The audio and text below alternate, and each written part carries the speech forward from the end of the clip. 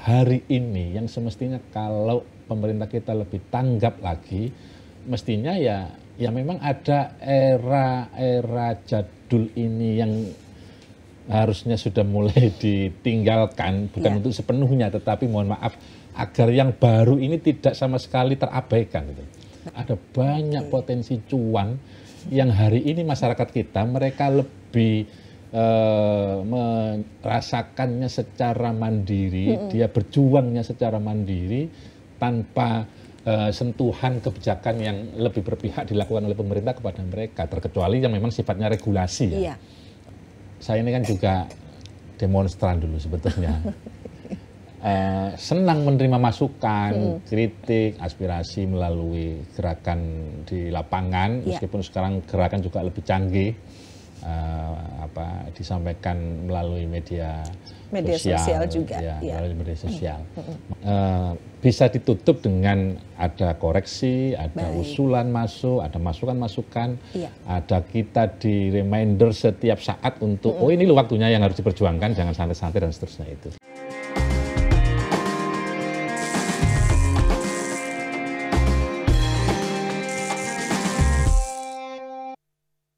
Assalamualaikum dulur-dulur Jawa Timur, kita berjumpa dalam podcast DPRD Provinsi Jawa Timur. Dulur, kalau kita berbicara di sini mengenai tema yang sedang hangat dan benar-benar menyentuh kehidupan masyarakat. Kita tahu bahwa baru-baru ini begitu ya, tidak hanya di Indonesia sebenarnya, di berbagai daerah di belahan dunia juga ada aksi demonstrasi besar-besaran yang kemudian itu yang melatar belakangi adalah terkait dengan kesenjangan ekonomi, kemudian mungkin tuntutan kehidupan yang saat ini semakin berat begitu ya. Nah, seperti apa sebenarnya kalau kita berbicara mengenai hal ini terkait dengan kondisi di Jawa Timur sendiri? Berbicara mengenai ketimpangan ekonomi, apa yang sebenarnya menyebabkan hal ini? Tentu dalam podcast DPRD Provinsi Jawa Timur ini, pemirsa, kita berbincang-bincang bukan sekedar bincang-bincang biasa, tetapi paling tidak dari sini ada wawasan yang bisa kita peroleh. Kalau kemudian ada permasalahan, seperti apa sebaiknya memang solusi yang nanti akan benar-benar dapat dirasakan manfaatnya oleh masyarakat. Nah, kalau kita berbicara mengenai ketimpangan ekonomi ini dulur dan juga reaksi tertahan, saat ini saya sudah bersama Bapak Fauzan Fuadi, Magister Media Komunikasi. Beliau ini dari fraksi PKB yang saat ini duduk di Komisi A DPRD Provinsi Jawa Timur. Beliau mewakili Dapil Jatim 12 yaitu Kabupaten Tuban dan Kabupaten Bojonegoro. Bapak Fauzan, assalamualaikum. Waalaikumsalam. Terima kasih sudah bersedia hadir di sini. Sama-sama. Pak, kita kali ini akan berbicara mengenai ketimpangan ekonomi dan reaksi tertahan. Siap. Pak Fauzan. Siap. Pak Fauzan, tapi begini, kalau kita bicara mengenai kondisi saat ini Pak di Jawa Timur terkait dengan ketimpangan ekonomi, bagaimana sih Bapak melihatnya? Ya, terima kasih.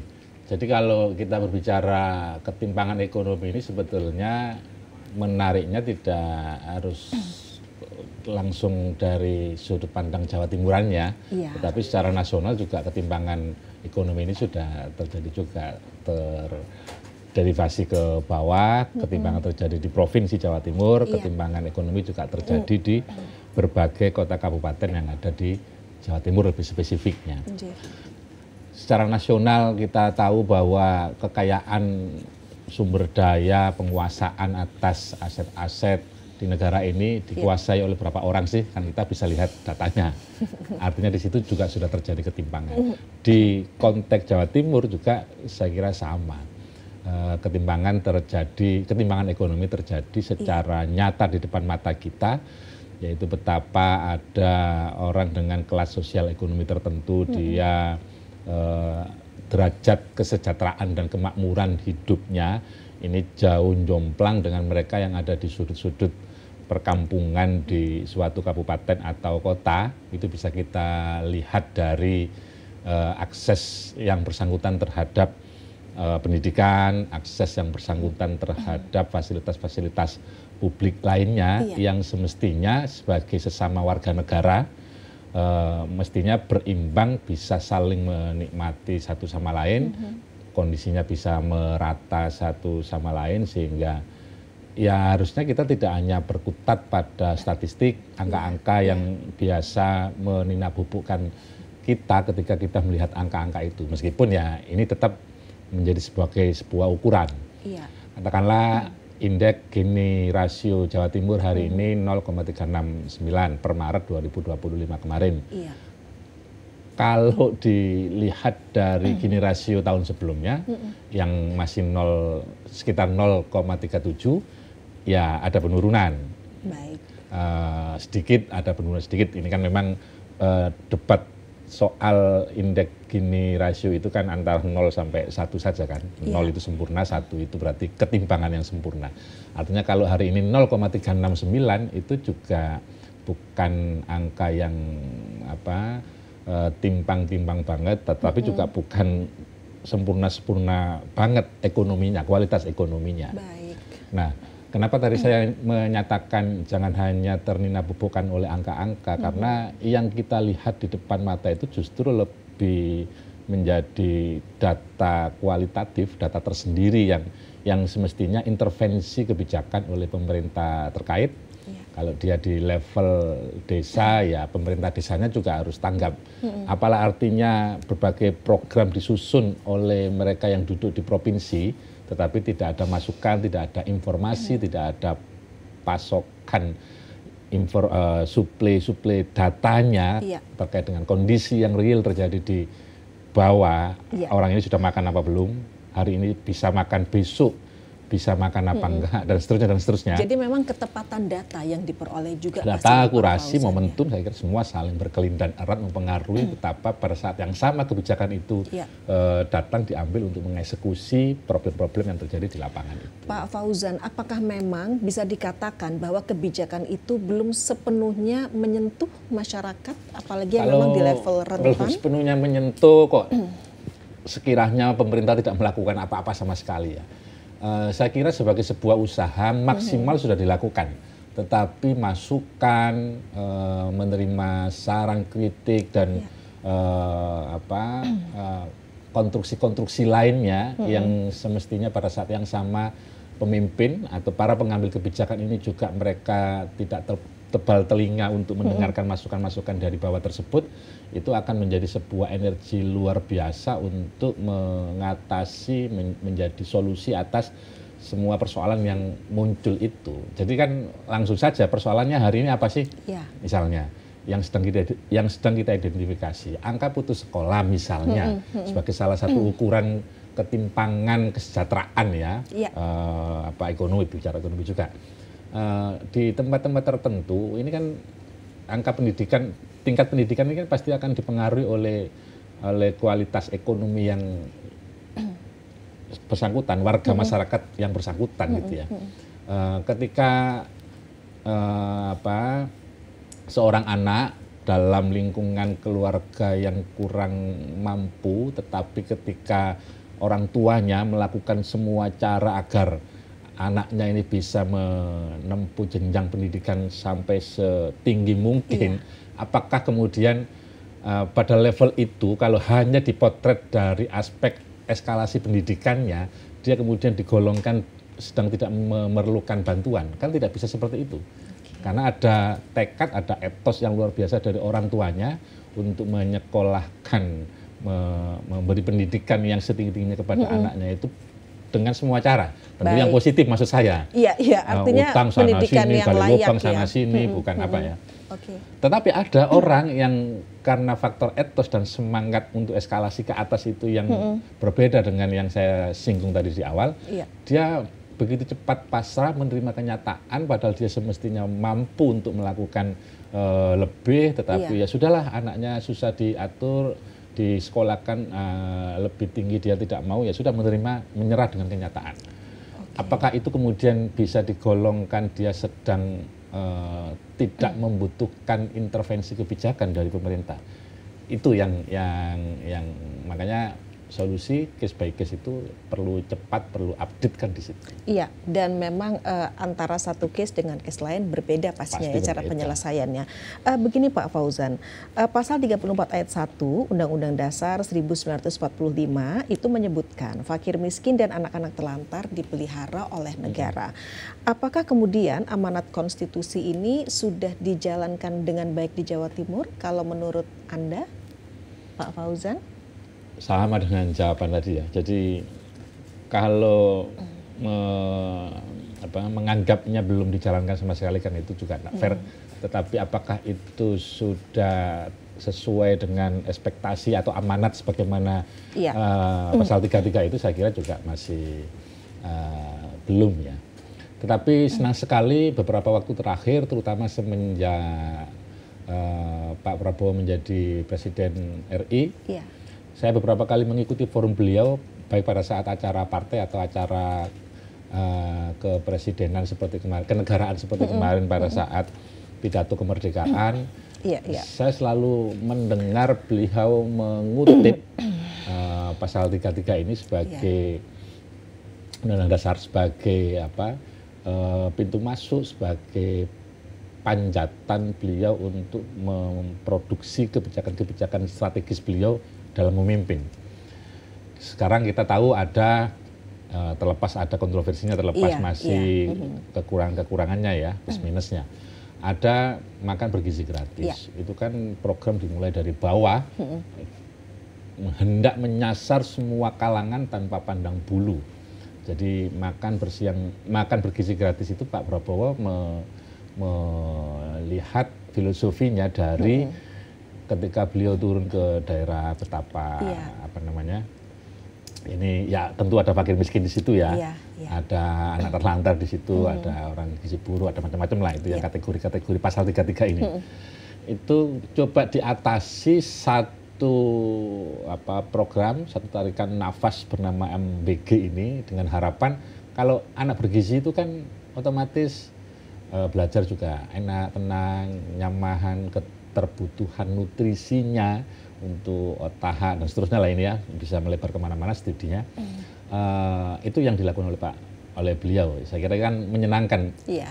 Ada mazhab membangun yang berbeda yang dilakukan oleh Pak Prabowo hari ini dengan yang dulu dilakukan oleh Presiden Jokowi, dan ini memang soal corak masing-masing. Kalau Pak Jokowi kan lebih ke infrastruktur, Pak Prabowo sekarang beda lagi. Selain MBG ada misalnya sekolah rakyat. Dan ini kan tidak semata-mata dikerjakan oleh pemerintah pusat, tetapi juga pemerintah di tingkat provinsi juga ambil bagian, berkolaborasi, ikut mensukseskan program-program pemerintah pusat ini supaya pasal 33 sebagaimana amanat Undang-Undang Dasar itu, pemerintah provinsi di Jawa Timur, pemerintah kabupaten kota di wilayah provinsi Jawa Timur juga bisa ikut ambil bagian menjalankan amanat ini dengan sebaik-baiknya agar dari waktu ke waktu problem-problem di tengah masyarakat sehubungan dengan penanganan fakir miskin, anak terlantar dan lain-lain ini itu bisa seefektif dan semaksimal mungkin dilakukan. Baik, tentunya didukung juga oleh kekuatan di tingkat pemerintah Provinsi Jawa Timur, kalau kita bicara di Jawa Timur ya, termasuk juga untuk dari DPRD Provinsi Jawa Timur. Begini Pak Fauzan, kalau kemudian kita bicara ini di dapilnya Bapak ya, Dapil 12, Jatim 12 di Tuban, Bojonegoro, itu kan banyak sekali kalau kita bicara mengenai industri migas yang beroperasi. Betul. Seperti apa kemudian dukungan dan langkah yang dilakukan oleh teman-teman di DPRD Provinsi Jawa Timur, Pak Fauzan, agar kemudian adanya investasi besar ini tidak semakin memperlebar jurang dengan warga lokal. Artinya warga lokal juga mereka bisa benar-benar mendapatkan manfaat pekerjaan begitu ya, dalam hal apapun terkait dengan adanya industri migas yang beroperasi di sana. Ya, makanya tantangannya para pengambil kebijakan itu memang dia harus bisa memutuskan ambil kebijakan tertentu dengan resikonya masing-masing. Jadi situasi seperti di Tuban dan Bojonegoro itu ada potensi gas yang luar biasa, potensi alam yang luar biasa seperti itu. Kalau kemudian kita berharap misalnya dari situ ada kekayaan alam yang kemudian potensi ekonominya bisa dimanfaatkan seluas-luasnya bagi daerah setempat, maka mungkin yang dilakukan adalah salah satunya bagaimana menuntut SDM orang-orang di sana bisa terpakai untuk kebutuhan angkatan kerja tertentu misalnya di sana. Nah, kalau soal pembagian kue keuangannya, keuntungannya itu kan ada regulasinya sendiri ya. Jadi dari Jakarta ngatur ada kabupaten kebagian berapa persen, provinsi kebagian berapa persen, karena itu menjadi kekayaannya negara. Itu nanti diatur sendiri melalui yang disebut dengan participating interest. Jadi ada sendiri domainnya. Kabupaten dapat berapa, provinsi dapat berapa. Itu ada sendiri. Tetapi apa yang bisa dilakukan oleh pemerintah provinsi dan pemerintah kabupaten, termasuk kolaborasi dengan lembaga legislatifnya, karena masing-masing pasti tidak mungkin berjalan sendiri-sendiri. Ya tentu saja harus jalan bareng. Risiko yang diambil adalah apakah kita akan lebih banyak melakukan kajian dulu sementara tidak ada actionnya sama sekali, atau kita langsung melakukan action tetapi kajiannya sambil berjalan berseiring. Kan ambil case kayak begini ya. Di Tuban itu beberapa waktu yang lalu ketika sebuah perusahaan di Rusia, Rosneft, PT Rosneft Rusia itu mau eksploitasi di kawasan Jenu Tuban, kan mereka terikat ada regulasi harus memberdayakan warga lokal untuk potensi pekerjaan di sana. Tetapi begitu diberikan ruang pekerjaannya, tidak ada yang qualified ini. Terkecuali hanya, mohon maaf, urusan cleaning service, urusan security, urusan teknis yang sama sekali tidak masuk penempatan strategisnya perusahaan di situ. Berarti kan kita harus siapkan SDM kita dulu di sana. Saya lalu dan kawan-kawan coba rintis SMK perminyakan di sana. Ada kita sudah infrastrukturnya kita siapkan, kita fasilitasi pembangunannya. Ini sedang kita berjalan. Dorong. Waktu itu ini. Ketika itu ya. SMK perminyakan. 2-3 tahun yang lalu. Baik. Akhirnya sudah berjalan infrastruktur ini. Tetapi dalam perjalanannya ada tantangan baru yang muncul. Apa itu? Kesulitan kita mencari tenaga pengajarnya. SMK perminyakan yang ngajar kan juga harus ahli-ahli perminyakan. Kenapa mereka tidak mau ngajar di situ? Gajinya kecil. Tenaga-tenaga ahli perminyakan itu dia lebih memilih bekerja langsung di perusahaannya, di pabriknya, dengan iming-iming honorarium gaji yang diterima yang lebih besar, yang lebih sesuai dengan kebutuhan hajat hidupnya, ketimbang mohon maaf harus mengajar. Ini kan berarti PR yang bertumpuk-tumpuk harus diselesaikan dari mana dulu, pendidikannya dulu, ekonominya dulu, atau kualitas moral manusianya dulu, infrastrukturnya dulu, atau apakah? Kan di situ tantangannya. Sehingga menurut saya ya sudah, apa yang bisa dikerjakan ya kerjakan, sambil jalan kita tutup lubang, sambil jalan kita lakukan perbaikan, evaluasi dan seterusnya. Termasuk di Bojonegoro juga kurang lebih sama. Dan kemudian dengan perjalanan semakin ke sini seperti apa, Pak Fauzan? Artinya dengan berdirinya SMK perminyakan yang nanti menjadi cikal bakal untuk menelurkan sumber daya manusia yang sangat unggul di bidang perminyakan. Ya kalau diceritakan lebih jauh ya pada intinya kondisinya masih belum sesuai dengan ekspektasi kita lah, tetapi ada semangat, ada niat untuk empowering sumber daya lokal di sana itu agar lebih betul-betul penempatannya sesuai dengan harapan dan tidak ada yang dirugikan. Produksi juga agar tetap bisa berjalan lanjut.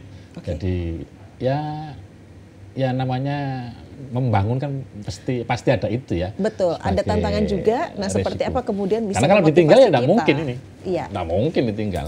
Tidak dijalani, tidak kita usaha rintis dan perbaiki kondisi infrastruktur pendidikan kita di tempat itu, yang tadi saya kisahkan itu, ya malah akan semakin ketinggalan kita. Baik, tantangannya di situ. Itu makanya harus segera kita cari solusi terbaik seperti apa ya Pak Fauzan. Pak Fauzan begini, baru-baru ini demo baik itu buruh maupun teman-teman mahasiswa yang kemudian mereka menyuarakan terkait dengan kebijakan anggaran yang dianggap menekan kesejahteraan. Sebenarnya ini kenapa Pak? Apakah komunikasi pemerintah yang gagal atau memang ada substansi kebijakan yang bermasalah? Ya, yang paling pas mungkin karena momentumnya ya. Saya tidak tahu mungkin atau pastinya ada sebab-sebab lain yang lebih krusial menjelaskan kenapa ini bisa terjadi.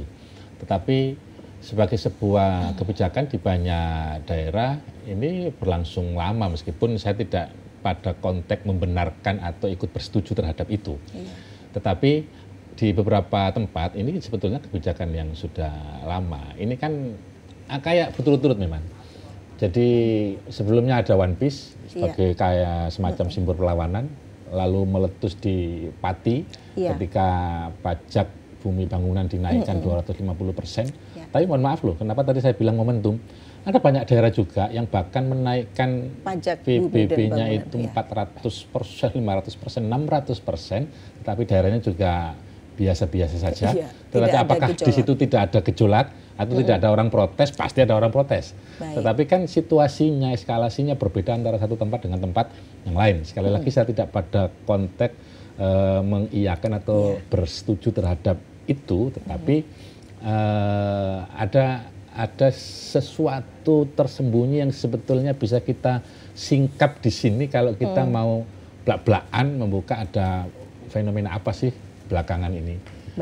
Demo terjadi di mana-mana, orang protes sampai dengan kebablasan, sampai dengan aksi bakar-bakar apa segala macam itu. Saya kira ini semua sudah terjadi dan tinggal kita yang akan datang saling refleksi, saling mawas diri, saling evaluasi.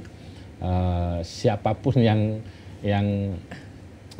merasa dalam peristiwa kemarin itu ikut menjadi sumber persoalan, ya silakan kemudian introspeksi dan mawas diri, termasuk kami-kami yang di pengelola kebijakan.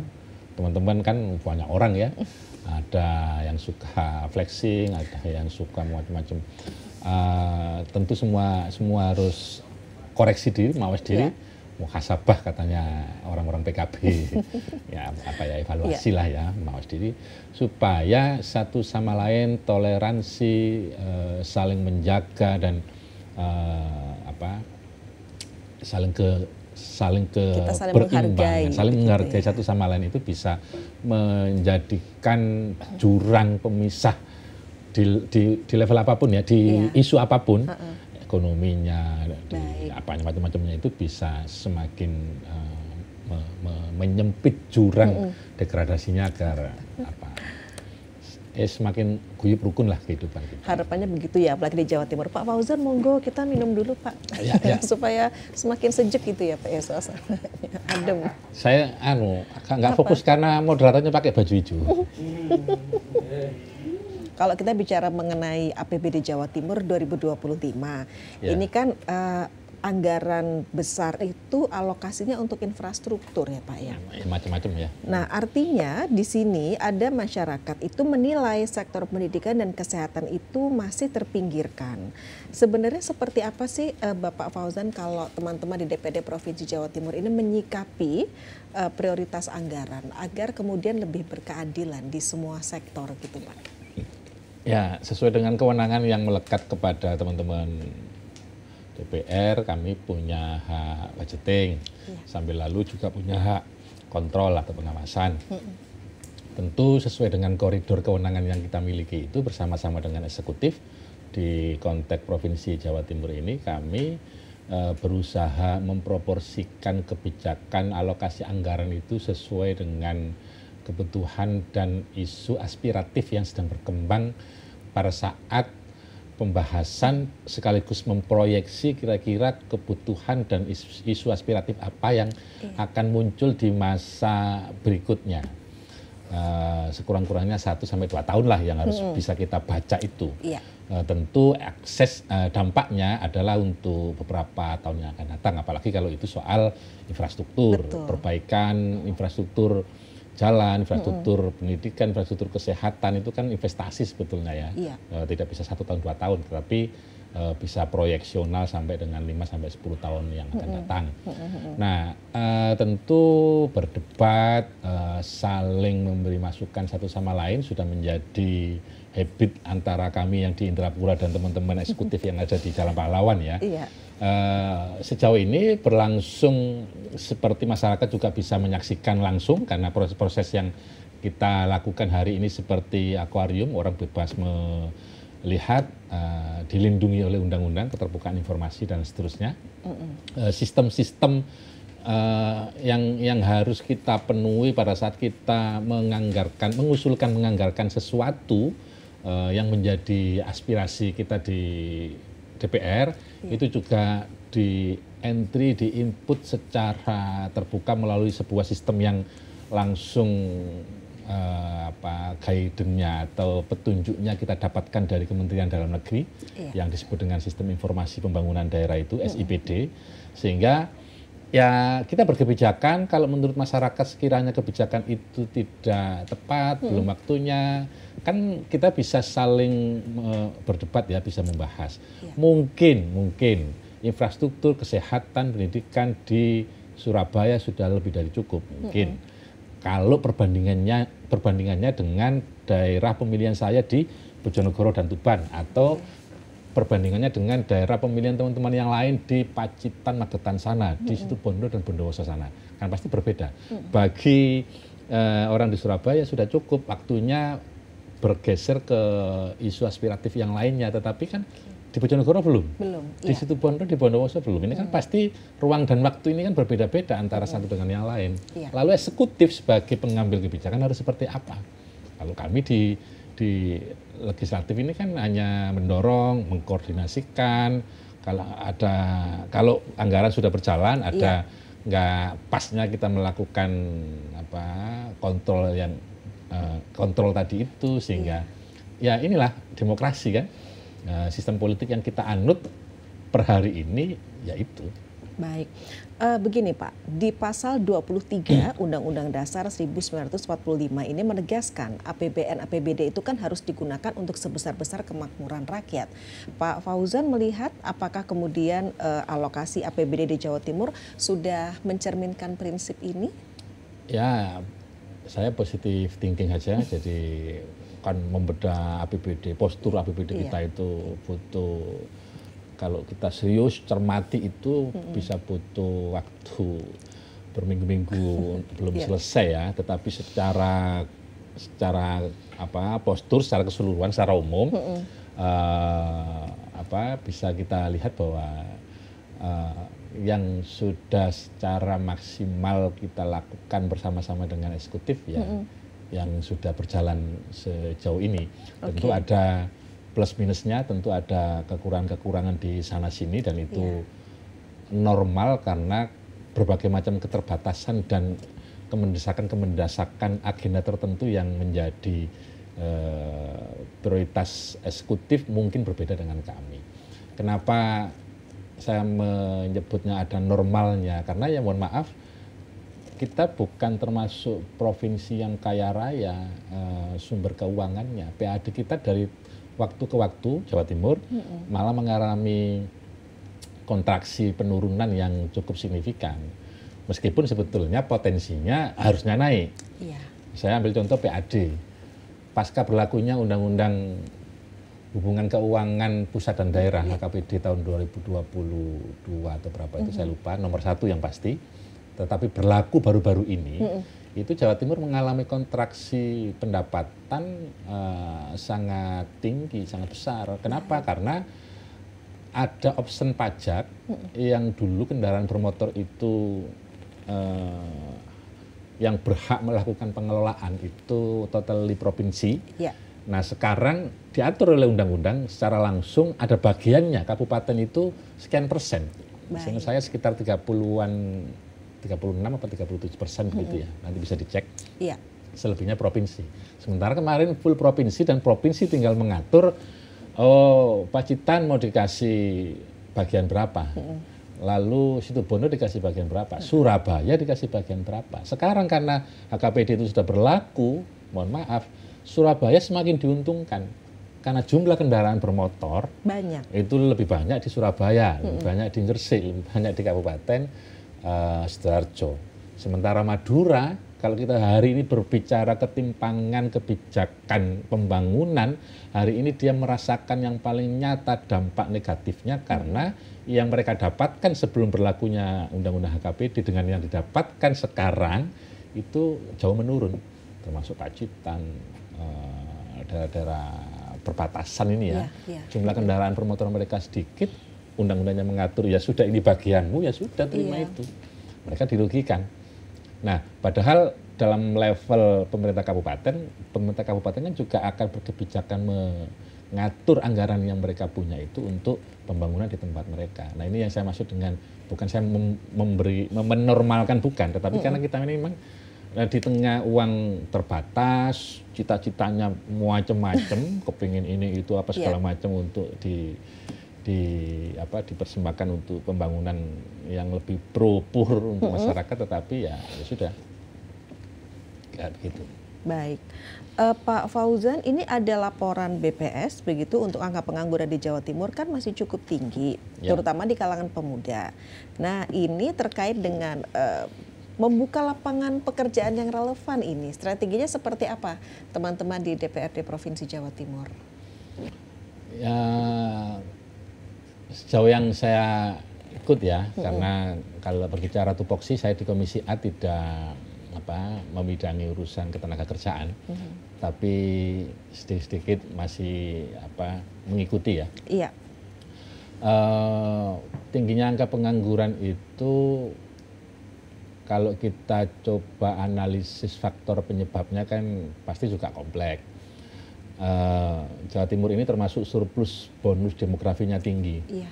Kemudian situasi ekonomi global, nasional juga kita bisa saling update perkembangannya. Ada kemerosotan lah ya, daya beli masyarakat, pengangguran. Setelah yang domestik saja, setelah beberapa waktu yang lalu Sritek, Gulung Tikar, ini ada beberapa lagi. Ada beberapa lagi. Jawa Timur jangan jauh-jauh, meskipun kemarin disanggah dan saya sebetulnya bisa berdebat di situ, tetapi ya belum tepat forumnya. Gudang garam itu sudah berapa lama tidak sesuai target capaian keuntungannya. Meskipun kemarin ketika ada isu PHK massal mereka membantah, bahkan gubernur juga ikut komentar itu pensiun dini, tapi saya bisa berdebat di situ sebetulnya. Tapi kita tidak perpanjang. Ekonomi kita sedang tidak baik-baik saja, sehingga anak muda nganggur, putus sekolah, itu menjadi tantangan pemerintah untuk apa sih intervensi yang bisa kita lakukan agar kondisi itu bisa kita jawab, bisa kita atasi. Di tengah sekali lagi keterbatasan anggaran, resource, infrastruktur yang kita miliki. Kenapa? Kita punya BLK, ambil contoh. Balai Latihan Kerja itu rata-rata mayoritas kondisinya ya seperti itu, antara layak dan tidak layak untuk digunakan, sehingga mohon maaf ya lebih banyak terbengkalainya daripada dimanfaatkan. Alat-alat, mesin-mesin yang semestinya bisa digunakan untuk meningkatkan pelatihan, meningkatkan keterampilan anak-anak muda kita juga tidak bisa dilakukan dengan optimal. Belum lagi sebetulnya perkembangan hari ini yang semestinya kalau pemerintah kita lebih tanggap lagi, mestinya ya memang ada era jadul ini yang harusnya sudah mulai ditinggalkan, bukan untuk sepenuhnya, tetapi mohon maaf agar yang baru ini tidak sama sekali terabaikan. Gitu. Yang baru ini apa misalnya?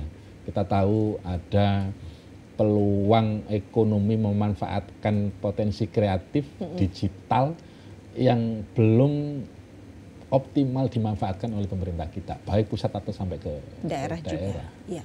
Nah, padahal karena saya kebetulan backgroundnya di situ, ada banyak potensi cuan yang hari ini masyarakat kita mereka lebih merasakannya secara mandiri, dia berjuangnya secara mandiri tanpa sentuhan kebijakan yang lebih berpihak dilakukan oleh pemerintah kepada mereka, terkecuali yang memang sifatnya regulasi ya. Iya.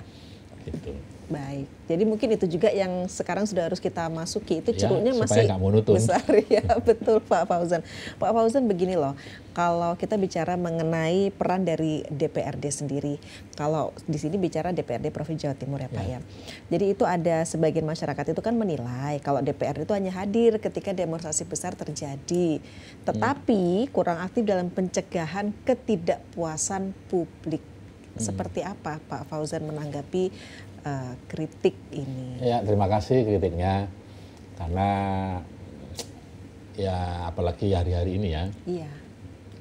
DPR itu bekerja semaksimal apapun karena tidak terbantu oleh media publikasinya secara maksimal. Oke.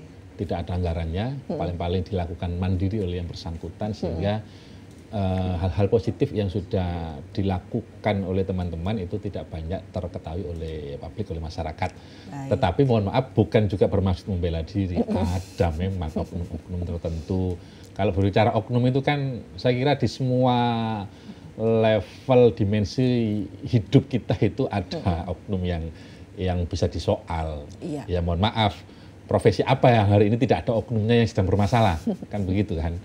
Jadi di DPR juga saya kira ada teman-teman yang harus kita ajak untuk berbenah, evaluasi, memberikan keteladanan yang baik, agar potensi-potensi percikan kerusuhan seperti yang kemarin terjadi itu tidak terulang, karena yang dirugikan sekali lagi adalah masyarakat sendiri dalam kondisi seperti itu. Oke, nah begini Pak Fauzan, kalau kita bicara mengenai sekarang ada biaya pendidikan tinggi juga yang semakin meningkat begitu ya Pak ya. Ini seperti apa kemudian DPRD Provinsi Jawa Timur ini mendorong adanya kebijakan pendidikan yang lebih inklusif juga gitu Pak? Ya, beberapa waktu yang lalu misalnya digagas soal pendidikan yang lebih vokasional gitu. Saya kira itu juga salah satu gagasan yang genuine, yang tinggal pengembangannya saja yang perlu peningkatan-peningkatan. Tentu juga harus didukung dengan anggaran yang memadai. Iya. Karena kondisi perguruan tinggi kita itu yang swasta, yang lepas dari intervensi kebijakan pemerintah, itu kan satu dengan yang lain kondisinya juga berbeda-beda. Okay. Ada banyak pengelola-pengelola yayasan itu yang karena keterbutuhan area, dia kemudian mendirikan sebuah perguruan tinggi, sekolah tinggi, untuk menampung anak-anak di situ, untuk kuliah di situ, tetapi kapasitas ekonomi warga di sekitar itu untuk diajak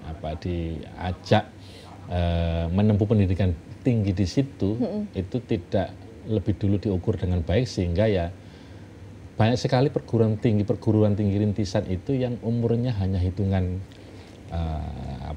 tahun, hanya setelah itu kesulitan dia bersaing dengan lembaga pendidikan tinggi di sebelahnya, apalagi kalau di tempat itu ada perguruan tinggi negerinya, sudah pasti akan kalah bersaing. Nah, kayak begini ini menurut saya ya semua stakeholder, jangan hanya menyalahkan pemerintah, mohon maaf, semua stakeholder harus ikut terlibat, ambil bagian, perlu duduk bareng di sini untuk melakukan koreksi bersama-sama sebetulnya. Apa sih yang bisa kita lakukan untuk membuat PR-PR di lingkungan kita yang begitu kompleks itu bisa terbantu oleh keberadaan kita sebagai apapun di situ. Iya. Kalau Anda menjadi DPR, ya lakukan tugasmu dengan sebaik-baiknya.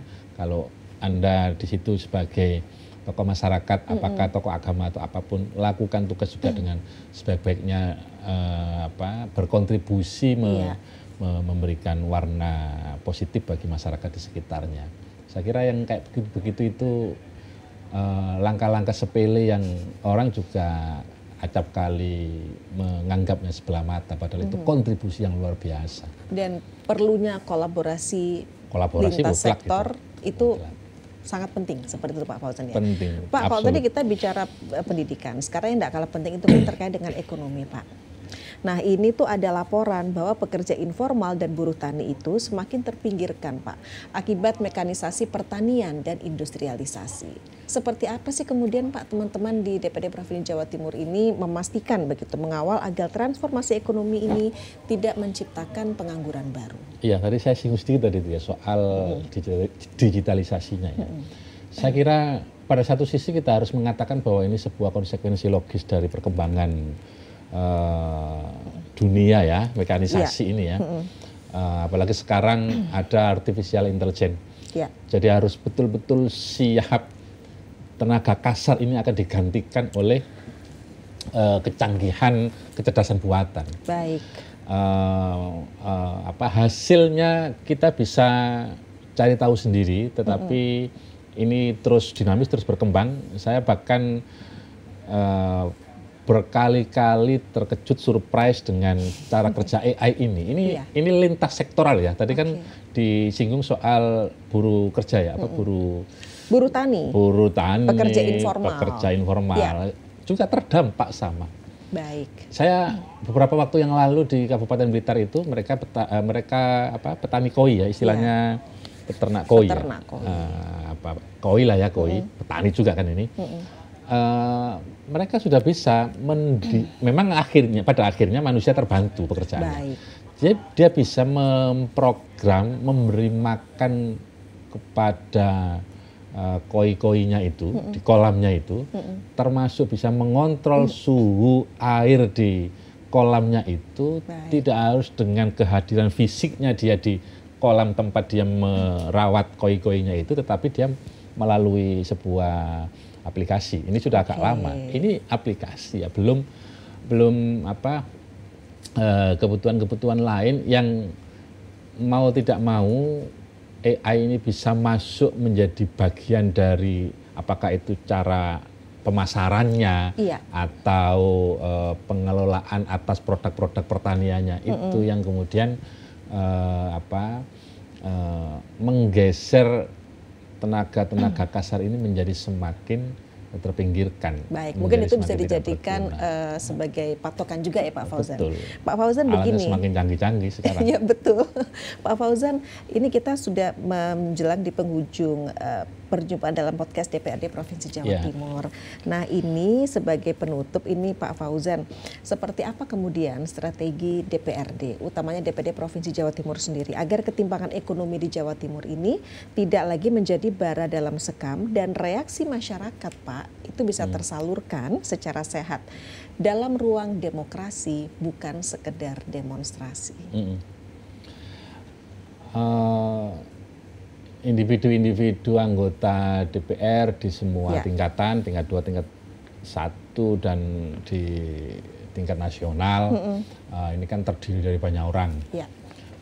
Saya berbicara dalam konteks Provinsi Jawa Timur. Tentu sejauh kita bisa melakukan yang terbaik akan kita lakukan. Baik. Tentu sejauh apa yang bisa kita kerjakan dengan sekuat tenaga, semaksimal-maksimalnya tentu akan kita lakukan. Sebetulnya tuntutan masyarakat itu tidak muluk-muluk sebetulnya. Kebutuhan kesejahteraannya terpenuhi, pendidikan, ekonomi, makannya, kebutuhan pokoknya lah ya terpenuhi. Saya kira mereka sudah cukup ya. Tentu ada kebutuhan-kebutuhan lain yang harus dipenuhi pada saatnya secara berjenjang. Tetapi saya ini kan juga demonstran dulu sebetulnya. Senang menerima masukan, kritik, aspirasi melalui gerakan di lapangan, meskipun sekarang gerakan juga lebih canggih, disampaikan melalui media sosial juga, melalui media sosial. Mana lebih efektif, sama-sama efektif. Dan ini kalau saya sih menikmati dalam arti alhamdulillah ada kayak begini.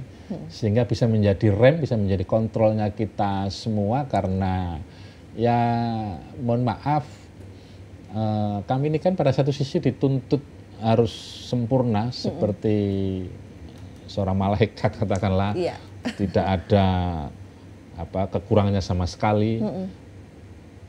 Pejabat politik, pejabat publik ini semuanya lah ya. Tetapi pada saat yang sama harus disadari bahwa kami punya juga keterbatasan-keterbatasan yang mestinya juga bisa ditutup dengan ada koreksi, ada usulan masuk, ada masukan-masukan, ada kita di reminder setiap saat untuk oh ini loh waktunya yang harus diperjuangkan, jangan santai-santai dan seterusnya itu. Sehingga kalau saya sih menikmati situasi, ada demonstrasi, ada unjuk rasa, ada. Selagi itu tidak mengarah kepada tindakan-tindakan yang kerusuhan ya. Jadi pasti itu juga suara rakyat nanti juga akan masuk ke rapat terkait dengan kebijakan, anggaran gitu pasti ya, Pak ya? Pastilah, pasti. Oke, baik. Pasti. Baik, Bapak Fauzan Fuadi, Magister Media Komunikasi, terima kasih juga ya Pak ya, sehat selalu Pak di dalam menjalankan tugas sebagai wakil rakyat ini. Baik, pemirsa, sampai di sini dulur perjumpaan kita dalam podcast DPRD Provinsi Jawa Timur bersama Bapak Fauzan Fuadi, Magister Media Komunikasi dari Komisi A DPRD Provinsi Jawa Timur, fraksi PKB, Dapil Jatim 12, Kabupaten Tuban, Kabupaten Bojonegoro. Matur nuwun dulur atas perhatian dan kebersamaan Anda bersama kami. Saya Mustika Ratna, sampai jumpa. Wassalamualaikum. Waalaikumsalam.